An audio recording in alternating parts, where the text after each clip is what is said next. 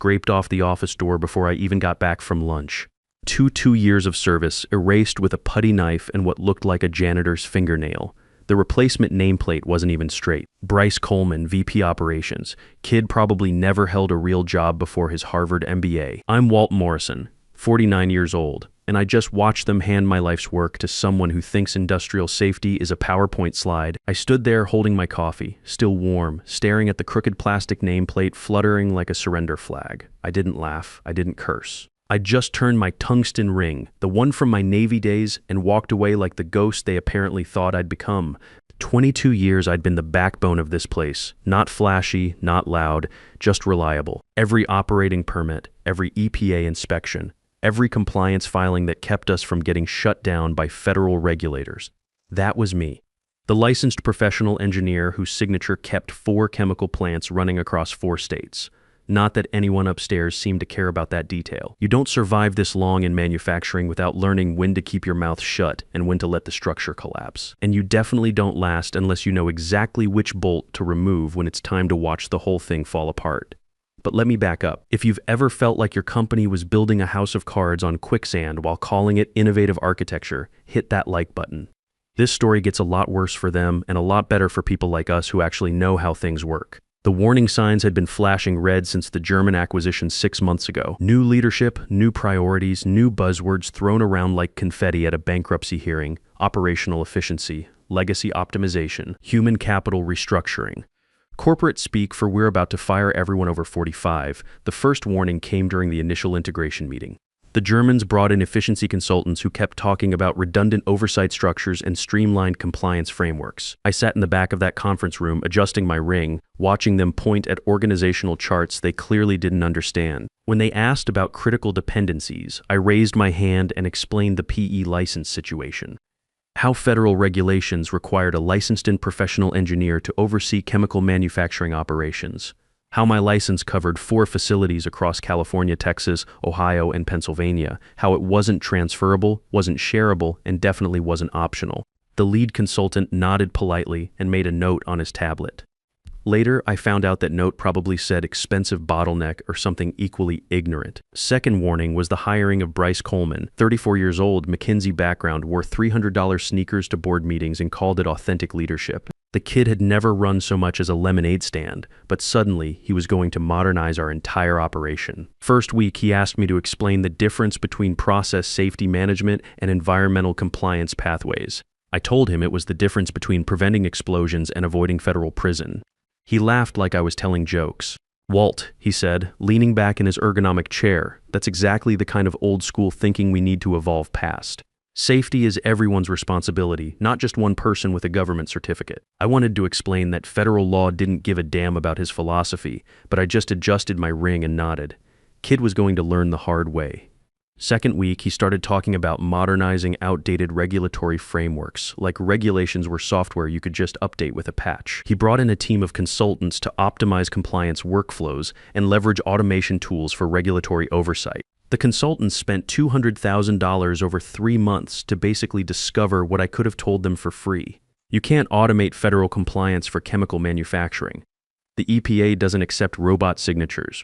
Third week, he sent an email to the entire operations team calling experienced staff legacy dead weight and promising to right-size human capital allocation. Corporate speak for old guys are expensive. That email went out on a Tuesday. By Friday, 3 engineers with a combined 60 years of experience had taken early retirement. The institutional knowledge walking out the door could have filled a library, but Bryce was too busy celebrating operational agility improvements to notice. Fourth week, I got a calendar invite. Workforce transition discussion, 30 minutes.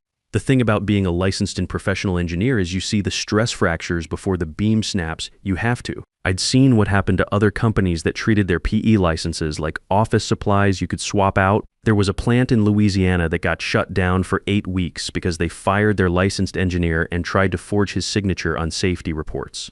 Cost them $34 million and almost landed the CEO in federal prison. Another company in Pennsylvania lost their environmental permits when their PE retired and they didn't have a replacement lined up. Took them 6 months and $15 million in legal fees to get back online, but here we were. Bryce with his startup confidence and his TED Talk vocabulary. thinking he could disrupt federal regulations like they were taxi medallions. The meeting was scheduled for 2 p.m. on a Wednesday. I knew what it was about. Hell, everyone in the building knew. The only question was whether they'd figured out the PE license issue or if I'd have to explain it to them the hard way. I walked into that conference room at exactly 2 p.m., same gray walls and fake fern I'd been staring at for over 2 decades. Bryce was already there, typing on his MacBook with those programming stickers that screamed, "I took a coding boot camp once." The speakerphone blinked in the corner like a heart monitor waiting for someone to flatline. He didn't look up when I sat down, just kept clicking away like he was solving the world's problems, one email at a time. Finally closed the laptop with what he probably thought was dramatic flair. "Walt," he said, folding his hands like a priest delivering last rites. "I want to start by expressing my deep appreciation for your years of contribution. Really solid foundation building work." Foundation building, like I'd been mixing concrete instead of keeping federal regulators from padlocking the gates. I adjusted my ring and waited. In the Navy, we called this reading the weather, knowing when a storm was coming by watching the pressure drop. As part of our operational modernization initiative, we're streamlining some traditional roles. The industry's moving toward automated compliance systems, AI-driven safety protocols. The old model of having one person as a single point of failure just doesn't scale in today's environment. He paused, probably expecting me to nod along with his buzzword bingo. Instead, I kept turning my ring and let him dig his own hole deeper. Your PE license, while historically important to our operations, isn't essential to our new operational framework. We're implementing distributed accountability systems that don't rely on individual certifications. Think of it as democratizing compliance rather than centralizing it under legacy structures. Democratizing compliance. The kid thought federal regulations were up for a vote. The reality is, Walt, we need leaders who can think beyond traditional paradigms. Your expertise has been invaluable, but we're moving toward a more agile, technology-driven approach that doesn't require the same level of manual oversight. I wanted to ask if he'd read the 47 pages of EPA regulations I'd highlighted for him 3 weeks ago. The ones that specifically stated chemical manufacturing facilities must maintain active PE oversight, but I figured he'd find out soon enough. So unfortunately, your position is being eliminated as part of our workforce optimization. But I want you to know we're offering a very generous transition package. He slid a manila envelope across the table like he was doing me a favor. Inside was probably a severance package calculated by someone who'd never spent a day on a factory floor. Before I opened this company's first facility in 1987, I was making $42,000 a year. He continued, trying to sound paternal. Your package includes 18 months of salary continuation, full benefits for a year, and positive references for future opportunities. 18 months of my current $125,000 salary.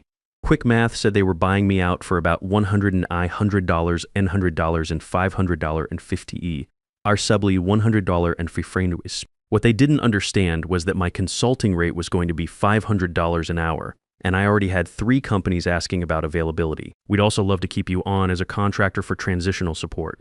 Help us document processes, transfer knowledge, that sort of thing. Transfer knowledge. Code for teach us how to do your job so we can fire you completely. Any questions about the package or the transition timeline? I had plenty of questions, like whether he understood that my PE license wasn't just some piece of paper gathering dust in a filing cabinet, whether he knew that federal regulations required continuous engineering oversight for chemical manufacturing operations, whether he'd bothered to read the warnings I'd been sending for the past 18 months, but instead I just said, "When's my last day?"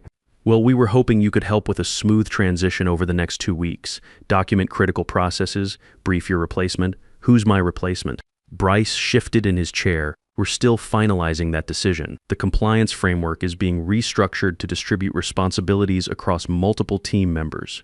Translation: they had no idea who was going to handle the PE requirements because they didn't understand what PE requirements were, and the license transfers to them. That's part of what we need to document, the specific requirements for maintaining regulatory compliance in the new structure. I almost laughed. The kid thought you could transfer a professional engineer license like a company car. 3 years of engineering school, 2 years of supervised experience, an 8-hour state examination, and 22 years of hands-on expertise. All of it somehow transferable through a knowledge documentation process. Any other questions, Walt? Just one. But I didn't ask it out loud. Do you have any idea what you just did? Instead, I picked up the envelope, placed my badge on the table next to his laptop, and said the only words I'd spoken during the entire meeting. "I'll be cleaning out my office." Bryce smiled like a dentist who just finished a root canal. "I really appreciate your professionalism about this, Walt. It's exactly the kind of leadership we hope to see leadership." Right. I walked out past Grace Phillips, the chairman's assistant, who couldn't meet my eyes, past the break room where someone had written Taco Tuesday on the whiteboard in cheerful red marker, past the framed mission statement that talked about integrity and operational excellence in Helvetica font that probably cost more than most people's monthly rent. But I didn't go to my office. Instead, I walked straight through the lobby, past the reception desk where the security guard nodded like nothing unusual was happening, and out into the parking lot where my truck was waiting in the same spot I'd been parking for 22 years.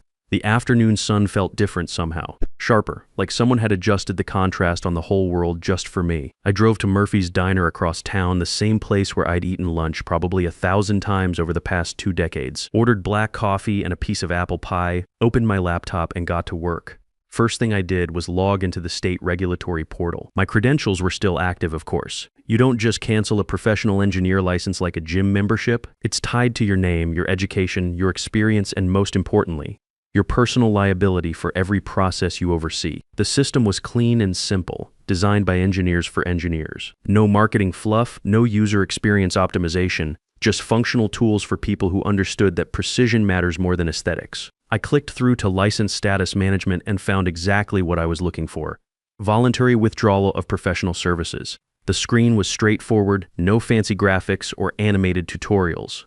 Just a simple form with serious consequences. A warning box popped up in red text. This action will immediately notify all associated facilities of non-compliance status and initiate regulatory review protocols. Facilities may not operate without active PE oversight. This action cannot be undone. I read it twice. Then I hovered my cursor over the submit button and thought about the conversation I'd just had. Bryce sitting there with his laptop stickers and his buzzwords explaining how my 22 years of expertise was legacy deadweight, how federal regulations were just suggestions that could be democratized and optimized. I clicked submit. The confirmation was immediate. License withdrawal processed. Notifications sent to EPA Region 6, Region 9, Region 5, and Region 3. All associated facilities flagged for immediate compliance review. The pie was good. Real apples, not the canned stuff. I took another bite and opened my email. 18 months ago, I'd sent a detailed memo to the entire board of directors. Subject line: critical PE license dependency, action required. 5 pages of federal regulations, state requirements, and specific explanations of what would happen if I was no longer available to provide engineering oversight. I'd attached the relevant statutes, highlighted the key passages, even included a timeline showing how quickly things would go sideways without proper PE coverage. The response from Chairman Howard Harrow had been exactly what you'd expect. Noted. We'll keep in mind for future planning. I forwarded that original email to myself with a new subject line. As previously discussed, time-sensitive, and scheduled it to send in exactly 2 hours. Long enough for the federal notifications to start working their way through the system, but not so long that anyone could claim they weren't warned. Then I closed the laptop, finished my pie, and drove home to work on my chevet. Sometimes when the corporate world stops making sense, you need to get your hands on something that actually works the way it's supposed to. The 396 big block was running rough again. Probably needed the carburetor rebuilt. But that's the thing about mechanical problems. You can see them, diagnose them, fix them with your own hands.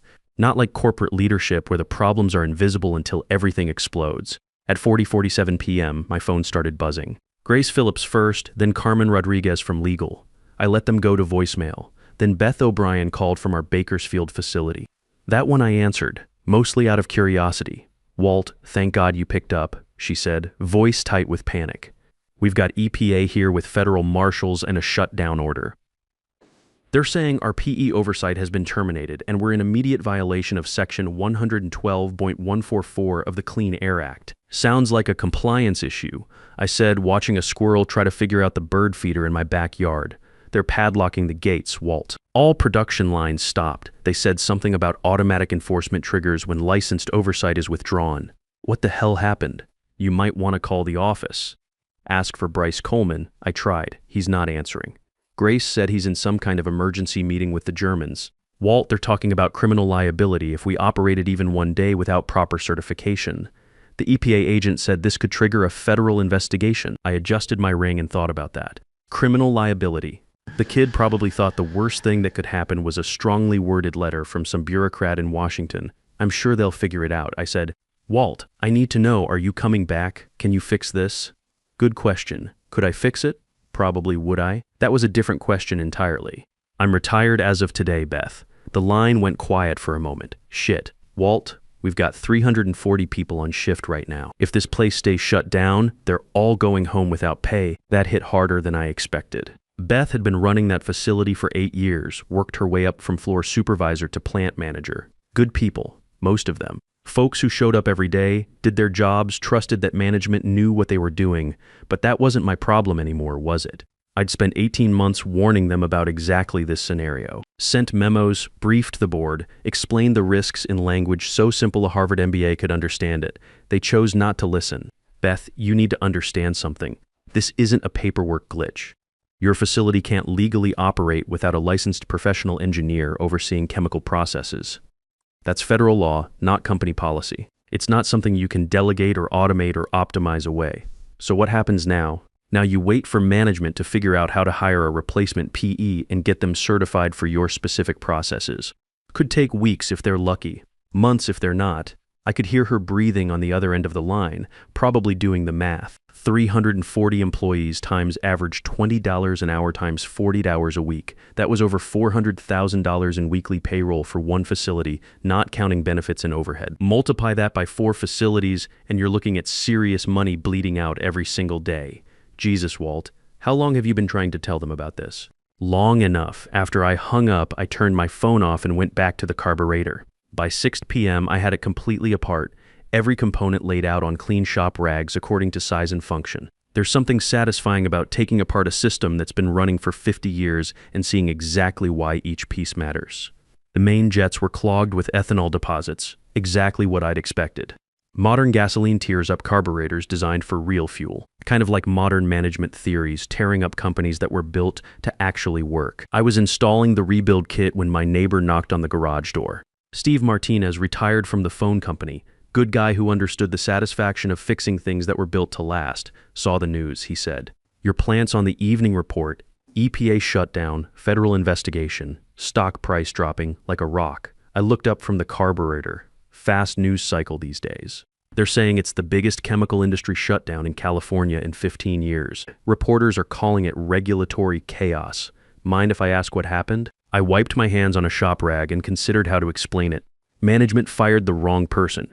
The next morning, I woke up to 47 missed calls and a voicemail box that sounded like a corporate emergency hotline. Howard Harrow, the chairman himself, had called 6 times between midnight and 3 a.m. Grace Phillips left increasingly desperate messages about emergency board meetings and crisis management protocols.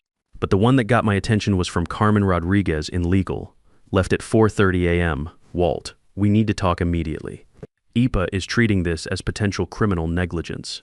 Federal prosecutors are asking questions. Please call me back. Criminal negligence. Now they were getting serious. I made coffee, read the morning news on my tablet, and watched the story unfold in real time. Major chemical manufacturer faces federal shutdown. EPA orders immediate cessation of operations. Stock price plummets 43% in after-hours trading. The financial numbers were staggering.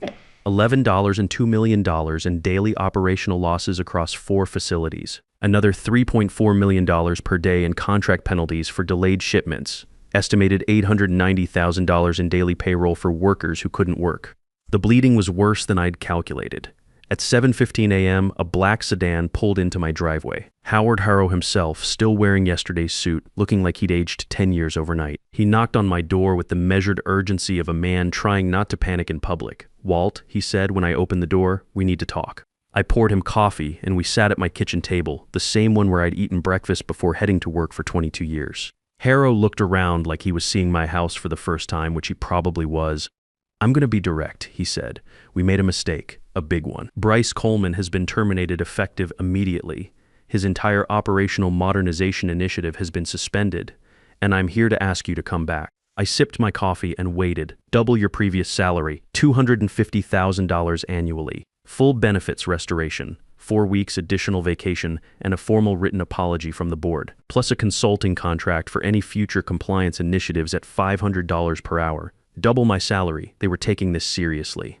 "What about the federal investigation?" Harrow's jaw tightened. "EPA is treating the shutdown as potential willful negligence because we operated for 6 hours yesterday after your license withdrawal before the enforcement arrived. They're saying we should have immediately ceased operations when notification was sent. Should have," I agreed.